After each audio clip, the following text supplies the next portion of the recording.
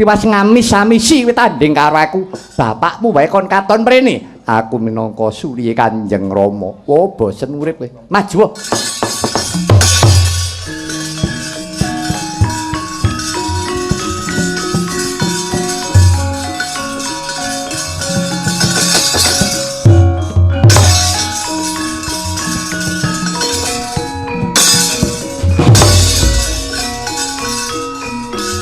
Garwaning pun Kakang Yayi Dewi Utari dalasan sira Yayi Siti Sendari. Ana dawuh menapa Kanjeng Pangeran? Wonten timbalan ingkang dawuh Raden. Mengkene lawas padake Yayi Utari beneh lawan saban-saban. Beda kelawan padat. Apa kira-kira ana bab-bab wigati kang ngribeti ana jroning atinira Yayi? Kanjeng Pangeran, upamane aku matur nangsane Kanjeng Pangeran, apa ora ndadekake dukamu Kanjeng Pangeran? Aduh, Yayi garwaning pun Kakang babar pisan. Pun Kakang ora bakal nandukake duka. Mara malah dina iki prasajakna apa ingkang ndadekake ruwet rentenging atinira. Kanjeng Pangeran, ya wale-wale apa Pangeran? Mulane aku iki beda kelawan padatan. Sejatine aku mentas supena Kanjeng Pangeran. Sira Yayi supena apa? Mengkene Kanjeng Pangeran. Rikalane dina Malmanggara kasih. Aku supena kaya rumangsaku Kanjeng Pangeran Abimanyu. Nite Palwa ana madyaning samudra katempu ing alun anempa marang Palwa mau Palwa nggolik. Pangeran Abimanyu kermana jroning warih kintir ana jroning samudra. Pangeran ora kepenak rasane atiku Kanjeng Pangeran. Garwaning pun Kakang Yayi Utari. Aja banget-banget nggonira menggalihake bab perkara pasupenan. Pasupenan mono kembanging panindran ora kudu anjuk marang kasunyatan. Yayi, eling kalamun to sira iku mau lagi mbobot mongko wis sangang candra tumapak ing ngriki lungguhan iki. Inggih Raden Ayu, serupa nyuwun kula patuko Raden Ayu. Kula aturi nentremaken ing penggalih patuko Raden Ayu ngiras pantes nenuwun dumateng purbaning Gusti, mugi-mugi ponang jabang bayi ingkang kinandhut menika ing benjang lairipun dados lar ingkang utami Raden Ayu. Panura Raden kula miwah sadewa karya kagiat guru wekasan.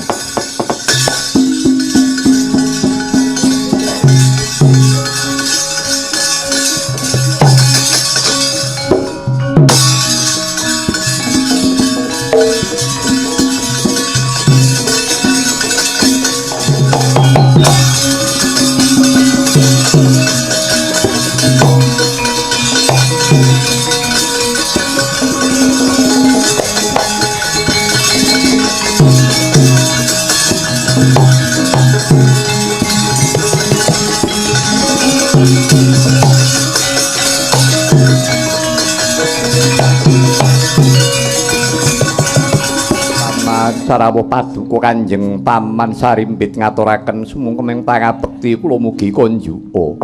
Ya ya nggih. Putraku wong bagus Bimanyu banget panirmaning pun Paman. Ya ya Bimanyu pangabektinira dak tampa. Semono uga aku Paman ngaturake bektiku tanpa nono. Ya ya Nini Utari banget panarimaku. Ya Nini Utari. Paman ngaturaken sumungkeming pangabekti kula mugi konjuka. Ya. Siti Sendari banget panarimaku. Siti Sendari pangabektimu dak tampa. Paman kagiat raos sing manah kula dene paduka Kanjeng Paman kepareng. Rawuh wonten patenggan kula. Bimanyu mengkene yo nggih. Sejatinipun Paman amung mestuti dawuh pangandikaning Kang Wakaka Prabu Sri Bathara Kresna ya awit saka gawating lelaki lakon peperangan Tegal Kurusetra dene Kurawa ingkang pinandhegan Senopati Agung Begawan Durna. Mongko nyatane ingkang Rama Kang Mas Arjuna Dalasan ingkang Wanjadipati dina iki mentar saka madane Tegal Kurusetra uga nindakake jejibahan.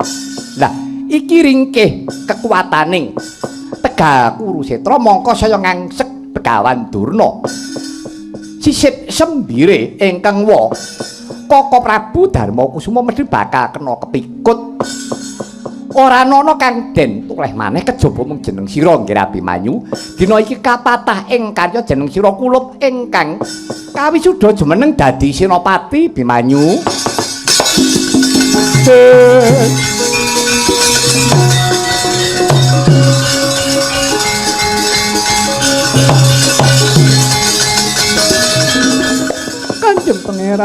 Kanjeng Pangeran, sembahku Kanjeng Pangeran.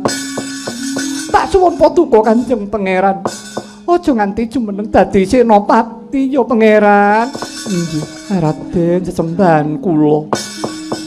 Menawi saged mbok inggih paduka Raden sampun ngantos anyagahi jumeneng dados Senopati. Garwaning pun Kakang Wong Ayu sakloron. Utari dasan sira Siti Sendari. Sira kudu nyumurupi yen to sira iku mau winengku dening satriya. Satriya iku duweni kewajiban nindakake dharmane kasatriyan rumeksa jejeking adil.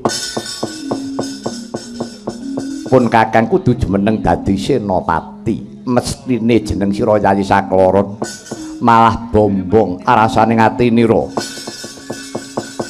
Yen to rakane iku mau nampa jejibahan kang luhur jumeneng dadi Senopati. Perkara menang apa kalah urip apa mati mau pasrah marang adiring Gusti kang akarya jagat. Ora jumeneng dadi Senopati lenggah ana kasatriyan sing gampang matine uga akeh. Nadyan to jemangkah ana palagan yen to pancen pinayunganing Gusti ya bakal unggule ngayuda. Nanging boten kados mekaten sesambetan kaliyan pasupenan kula. Wis kowe aja nangis lan kok aja mikirake pasupenan. Impen kuwi mau ora bakal anjok ing kasunyatan. Malah tak jaluk sira sakloron nenuwuna marang purbaning Gusti nggonku nindakake jejibahan ngreksa jejeking adil iki muga-muga antuk pengayomaning Gusti. Oh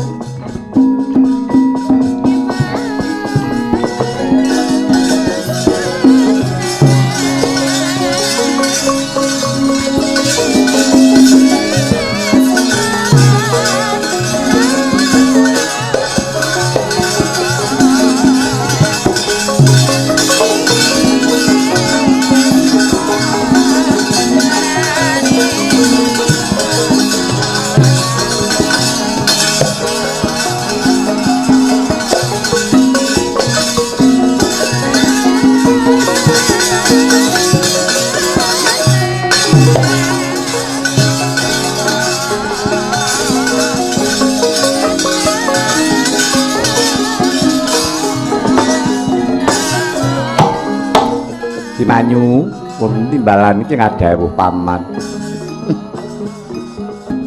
Janjane mono ora mentala rasane atiku nggih Rangka Wijaya. Merintah kelawan jeneng sira jumeneng dadi Senopati. Nanging ya bobote nggonku mestuti sabdane Kang Wandwarawati ya gawating lalakon mau. Paman boten sisah dipun penggalihaken menika sampun dados kewajiban kula. Garwa kula kekalih sampun saged nampi menapa ingkang dados dawuh kula dumateng garwa kula kekalih. Oh ngono inggih paman. Ya syukur yen to pancen ngono. Ya wis malah dina iki tak pasrahke sak mutuhe kelawan jeneng sira nggih Abimanyu. Mangsa bodho nggonmu bakal ngrampungi lelakon iki. Pangestu paduka paman sarimbit ingkang kula sumbun.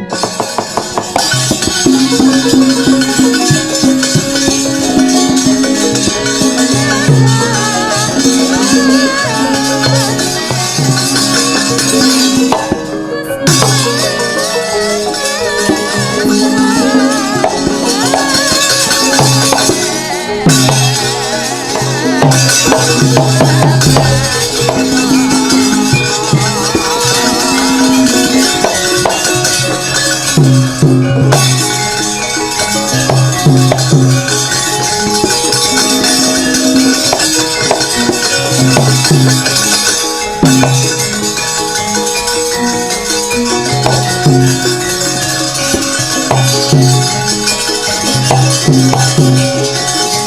Bimanyu Cumadung dawuh paduka badhe jengkar dhateng pundi? Inggih Kang Mas kula inggih Cumadung dawuh kadangku Yayi Semitrapa dene sira Yayi Praba Kesuma. Pruhanira Kalamunta dina iki pun Kakang pinatahing karya jumeneng dadi senopati. Mekaten Kang Mas. Iya. Aduh Kang Mas sesembahan kula. Ambok bilih dipun keparengaken sami-sami putra Madukara kula kekalih badhe nderekaken paduka Kang Mas Bimanyu mboten ketang minangka dados senopati pengapit. Apa kira-kira sira sakloron wis samapta ing gati sawiga ing diri kalamunana bebayaning dedalan sarta sambe kalaning peperangan. Duh Kang Mas alis sakit ageng dumukenipun pejah badhe kula istakaken dawuh paduka inggih semanten ugi kula Kang Mas. Bagus yen to pancen mengkono. Yayi.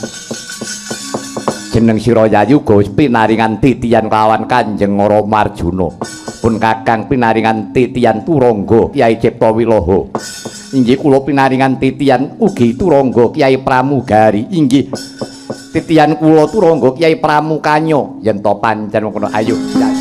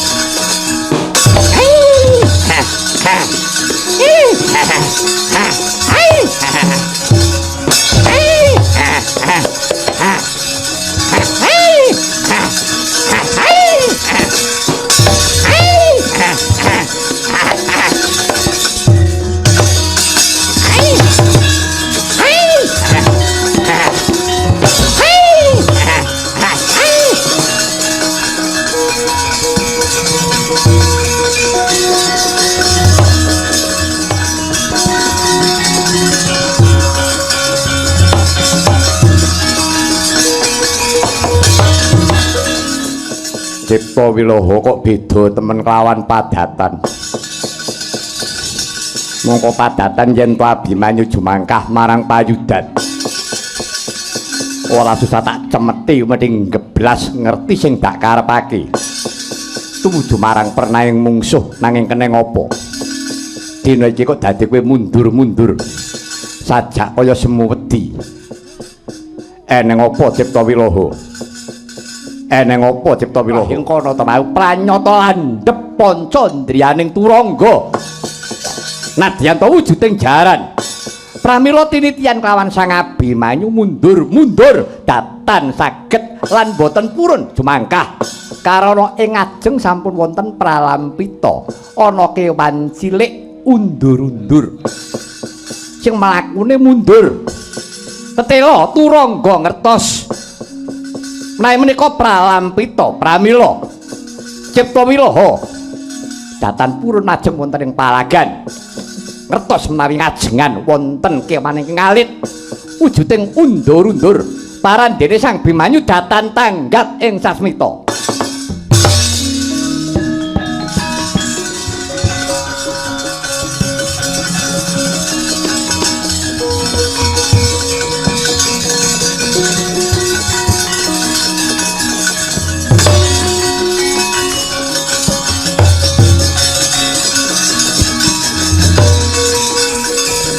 Atur ya jagat pangestu ngkara. Cipta Wilaha. Sejatine Nadyanto kowe kuwi turangga, kowe kuwi jaran nanging paringaning Kanjeng Rama Raden Arjuna. Keneng apa dina iki kowe gawe wirang gawe isin tumapak ing gawe Parata Yudhajaya binangun kowe ora wani Pancakara. Kowe ora wani tak joake menyang Palagan. Tinimbang gawe wirang gawe isin apa njaluk tak patene tak tugel gulumu iki. Ayo yen kowe ora gelem jumangkah. Yen pancen isih tresna karo Abimanyu. Ayo budal dina iki. Aja kakian rewel kowe.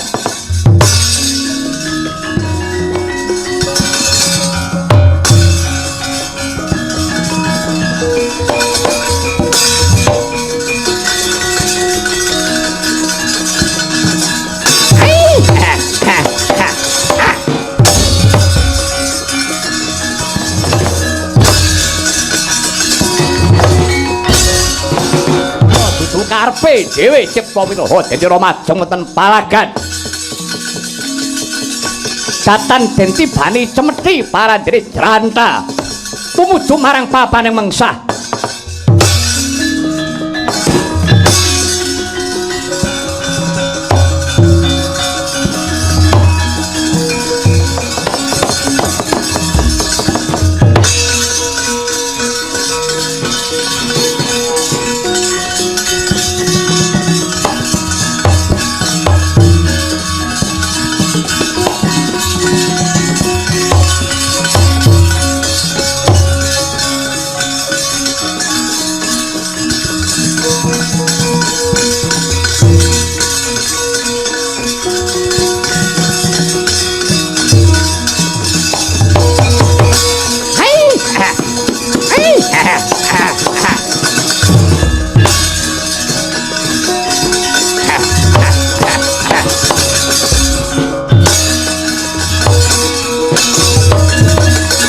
Parat iki sapa bocah bagus mirip kaya Abimanyu. Kowe takon marang aku putra Madukara, aku Sumitra. Ya pancen mengkono. Keparat yen to pancen kowe nyata anang, ayo nyata bagus meduna. Yen pancen kowe senopati pentingan, ayo tanding karo aku nang nduring turangga.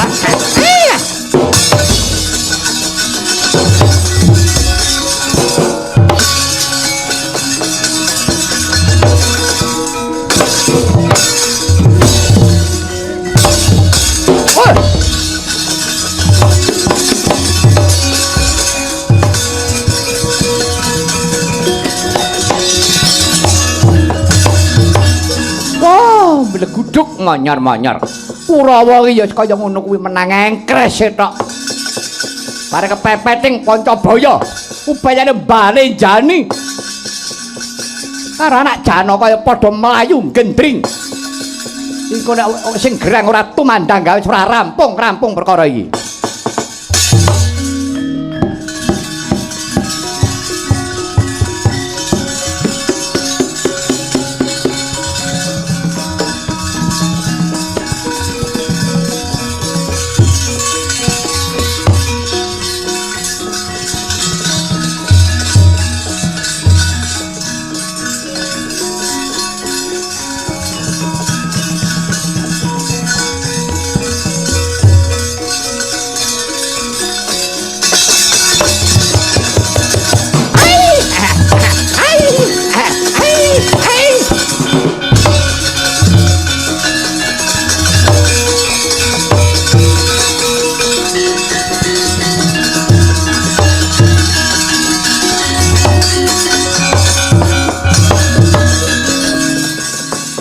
Pramugari ora nyono yen to sira ketiban jemparing gulumu nganti tekaning pati.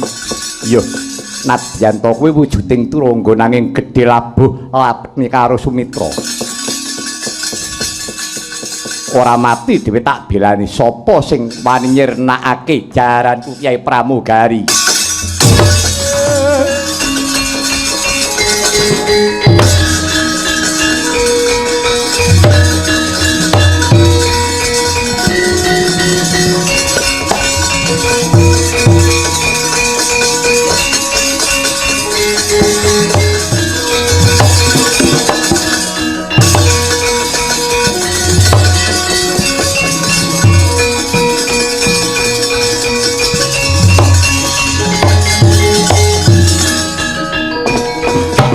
Kang Mas Jimat sesembahan kula Kang Mas Mitra Paduka gugur wonten madyaning palagan dalasan titian Paduka pramugari.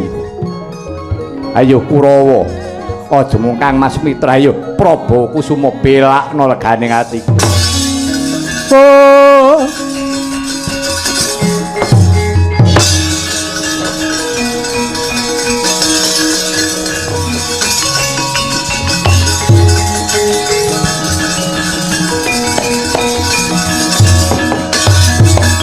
Gus katon mencorong te jamu sapa kuwi? Putra Madukara saka Karang Kaendran.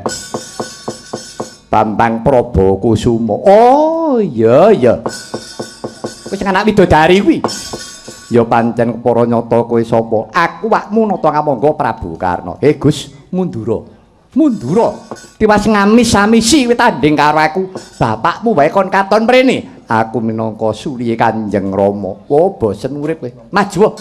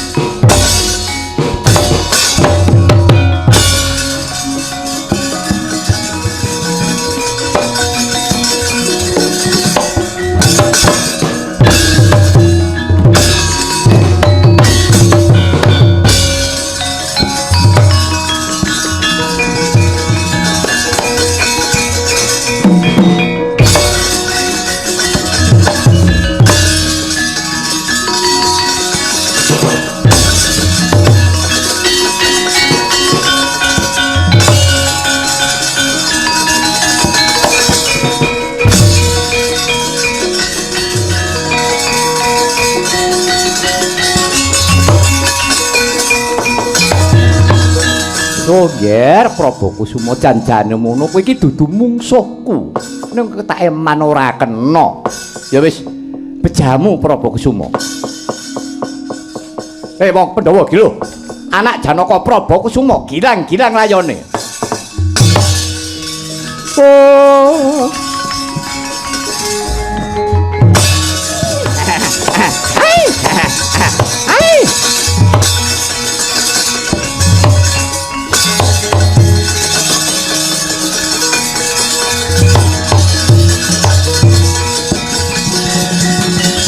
Kadaripun Kakang Yayi Prabakusuma ora nyono yen to Siadi ndisiki gugurana madyaning palagan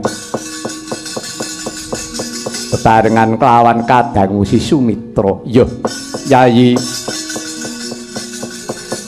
pun Kakangku duweni prasetya ora mung Siadi dhewe sing bakal kaneng Patinadyanto pun Kakang semono uga ora mati dhewe tak belani Yayi. Oh.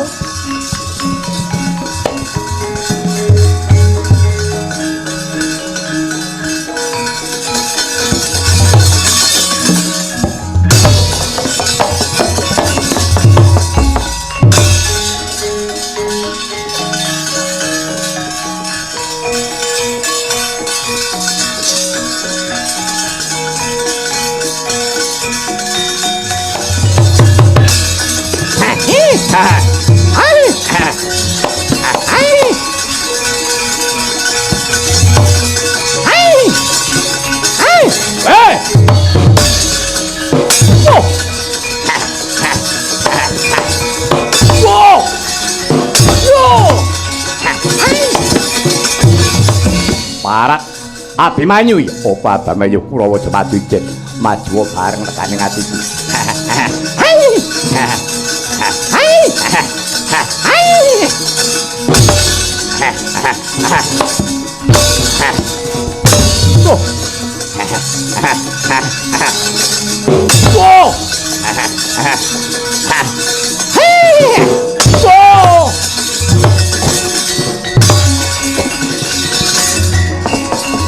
Kacarita bubar mawut harisaning Kurawa. Katrajang kridhanira Sang Bimanyu mimah titiyanira. Cipta wilaha ingkang pranyata bangkit angobrak-abrik harisaning mengsah. Ucap Sang Begawan Durna ingkang mulat marang tandhangira Sang Bimanyu.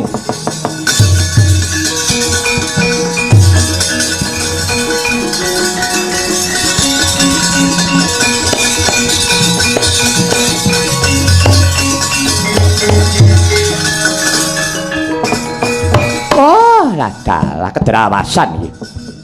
Ya. Para prajurit. Iki barisamu Cakra Byuha, tegese barisamu kuwi bunder. Supaya dina iki bisa ngawekani ngrubuhake si Abimanyu. Barisamu sing arep bukaan. Sing arep bukaan dadi gelar baris supit urang utawa wulan tumanggal. Abimanyu karben mlebu. Engko nyampe mlebu tutupen ngarep.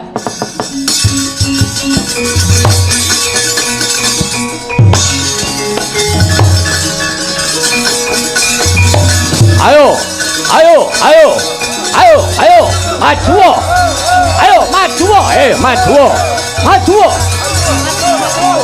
Ayo. Kacarita rikala semana para prajurit ingkang samana barisanira sinebat Cakra Byuha bunder nanging ing mangke kabukak dadi gelar supit urang sinarya ngawekani mancing Sang Abimanyu. Dupi mulat menganing barisan Sang Abimanyu dalasan titiane bandang mlebet ana jroning barisan.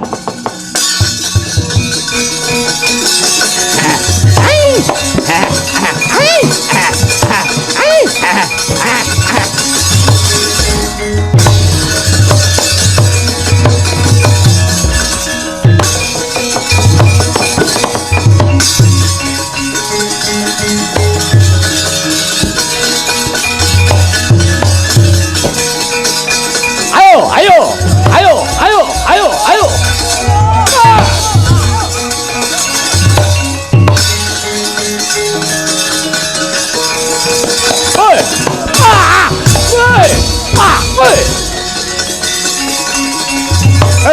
Mundur.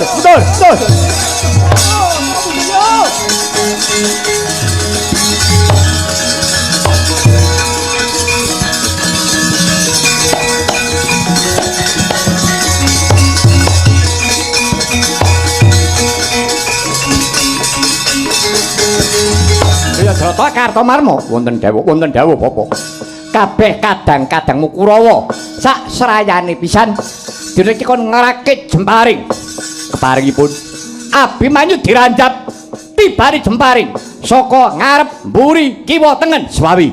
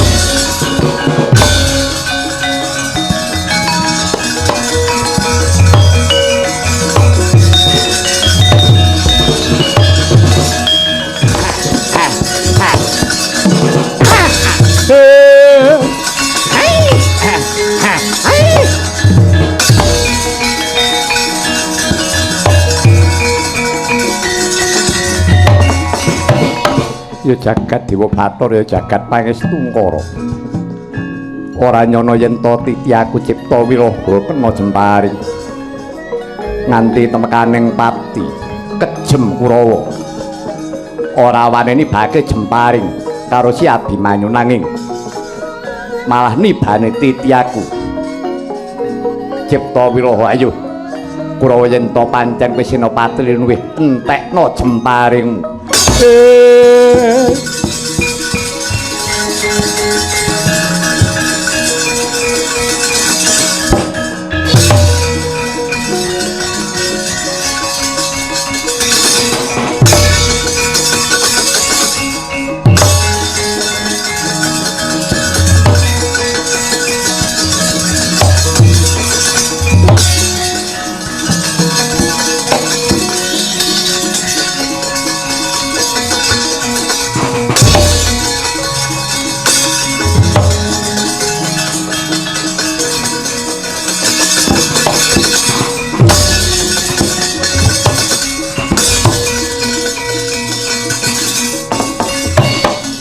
Ya jagat Dewa Bathara ya jagat Pangestungkara.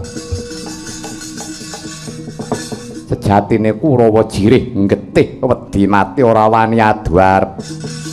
Mung kroyokan manut pernatan, ora ana carane Bratayuda perang kroyokan. Ya nadyan mengkono Abimanyu ora bakal mundur sejangkah. Nadyan aku ora bisa nglawat nanging Abimanyu dina iki aku netepi darmaning senopati ayo Muksuramrata Jayamrata Kurawa maju kepara ngarsa leganing atiku ora-orane keciwa tanding karo aku ayo entekno gamanmu para Kurawa ora-orane yen to bakal tak endani endi pusakamu entekno kabeh leganing atiku.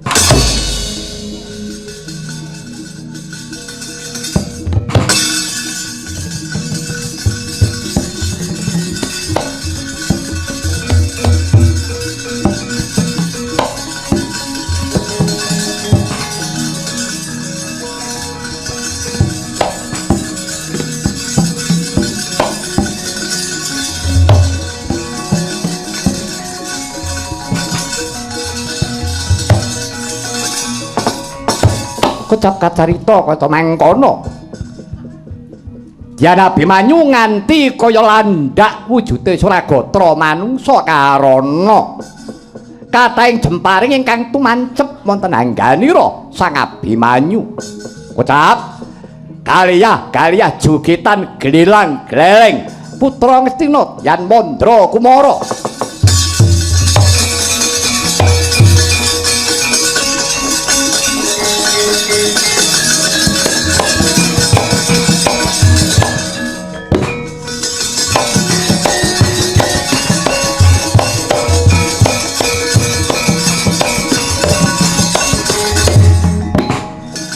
Ayo Abimanyu andek puna ora lele lagi nepatimu yo gampang bae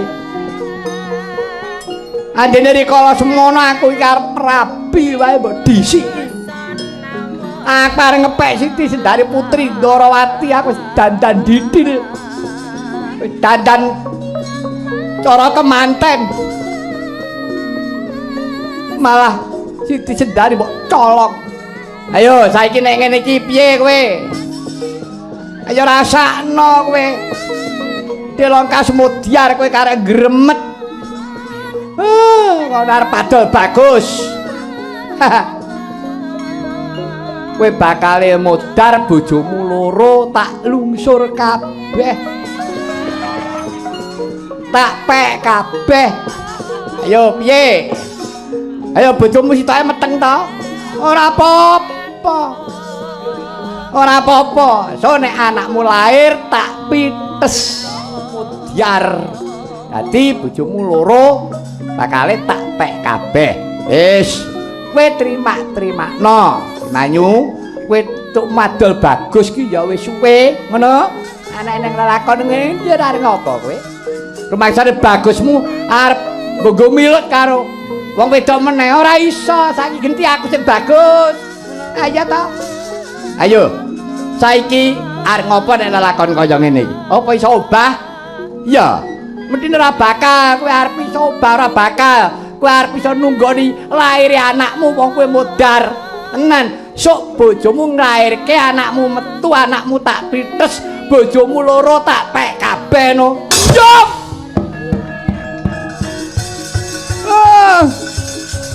Ayo. Yo! Yo!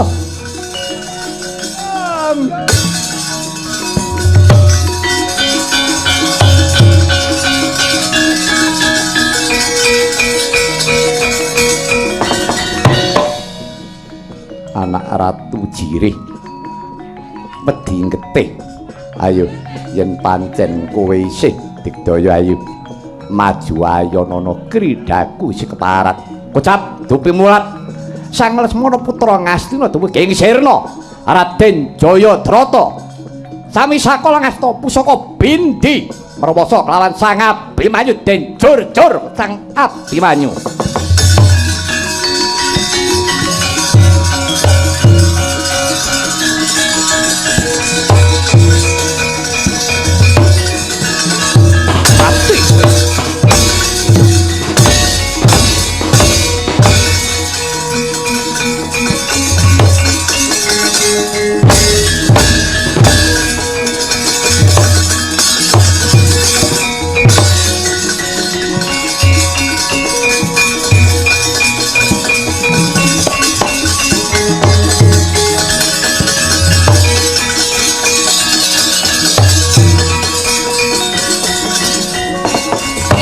Ajur punarpane sang Bimanyu rikala semana dan prabasa Raden Jayadrata ucap ingkang wonten Dirgantara nenggih sang Gatotkaca ingkang wis prasetya kalawan sang Abimanyu rikalanira wonten lampahan Abimanyu kerem kagendhong dening sang Gatotkaca. Abimanyu taksih alit katemplung wonten ing samudra nganti sang Gatotkaca nuwun guguk nganti prasetya yen Abimanyu bisa walya temah jati tetep bakal den kancane mukti bebarengan mati bebarengan sang Gatotkaca niyup saking Dirgantara.